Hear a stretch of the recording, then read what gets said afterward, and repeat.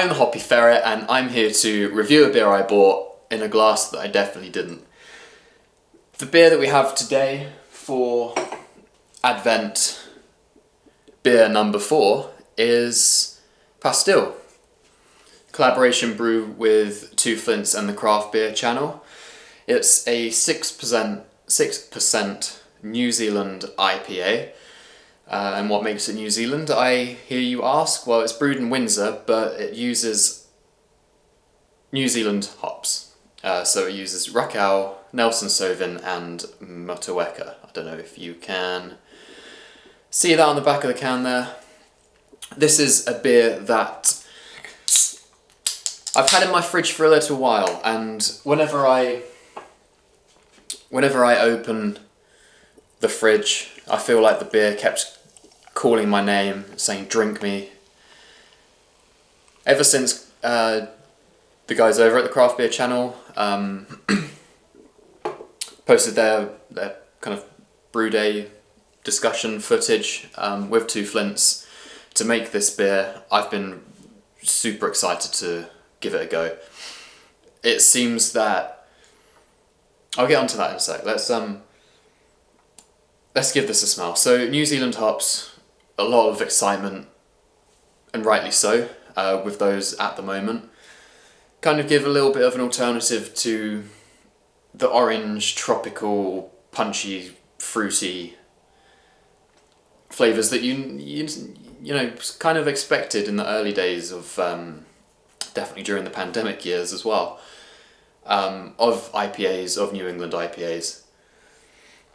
Whereas these are a little bit more refined, I suppose you can put it, you know, a little bit more mature in a way.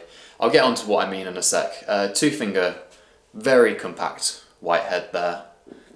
That is lovely. Can't see anything through that, it's pretty hazy. Looks incredible, luminous. Nice kind of straw coloured, yellowy hue to it. Oh yeah. So the beer is apparently named Pastille because it's sort of in kind of homage, I suppose, to the green, what are they called? Fruit pastels. The green fruit pastels. So, you know, I say that because I get a lot of, so much lime with this. There's like a hint of coconut, but it doesn't present in the Sabro sense.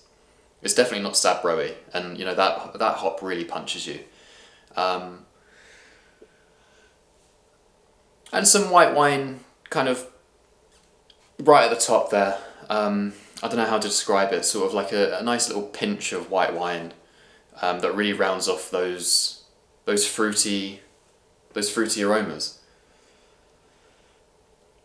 Soft, kind of like a little bit creamy in the smell, not so much the, sort of like you smell it and it feels creamy. I don't know if that makes any sense, but it does to me. Let's dive in. Oh, it smells so good. Cheers.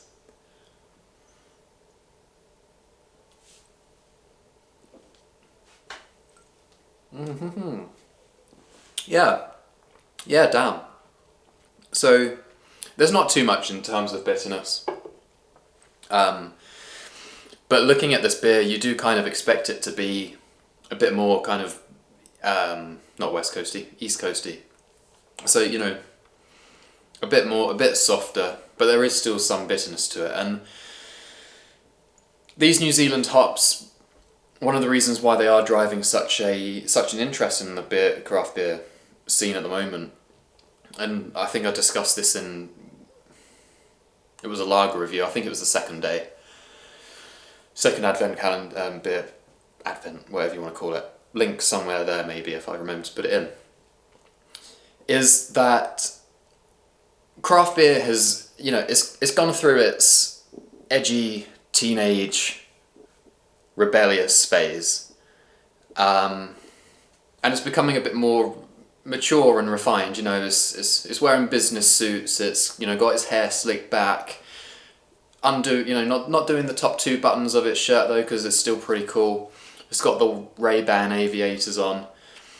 That's kind of where craft beer is at the moment. It's not sort of punchy, loud, that you used to have with, and some beers still have it, but it's becoming less of that and a lot more focused on the artistry of brewing, I think. Not to say that East Coast or West Coast IPAs don't command their own kind of brewing mastery, but there is a lot more focus on how you can create different innovations by scaling it back in IPA, and that's why lager is making also a pretty big resurgence within craft beer as well. And New Zealand hops are perfect for that, you know. We had the American hops, the Citra and the Mosaics and the Sabro, and they're super punchy in your face and fruity and tropical. But these hops, they're new. They are innovative, but as I've said, they are a bit more. I'm kind of dancing around a little bit because I don't want to say subdued, because they're gorgeous, of course, but not as shouty. They're not shouty hops.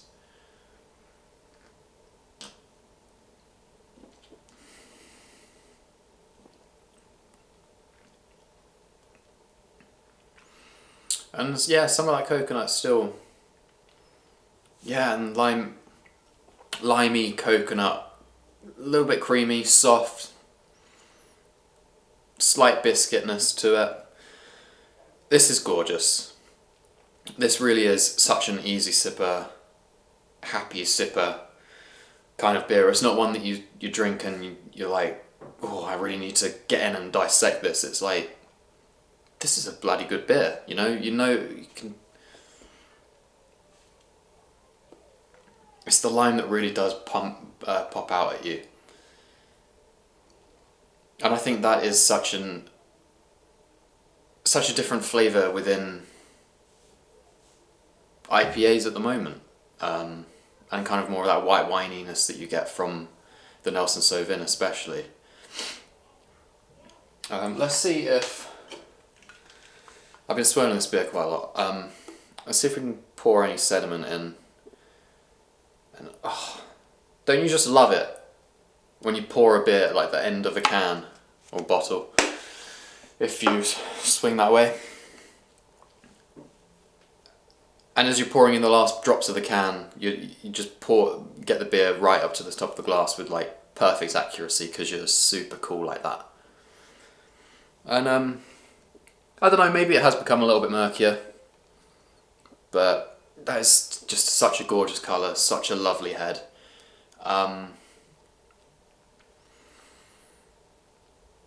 Yeah, and a nice drying of the mouth. This beer, it's not super dry. Product placement. It's tangy and limey. Oh man, I love this. Yeah, but it makes you want to go back for more if, you know, the hops weren't enough to make you want to drink more of this beer. I've spoken enough. I'm going to go sit, really enjoy this beer, and I'll see you tomorrow. Cheers.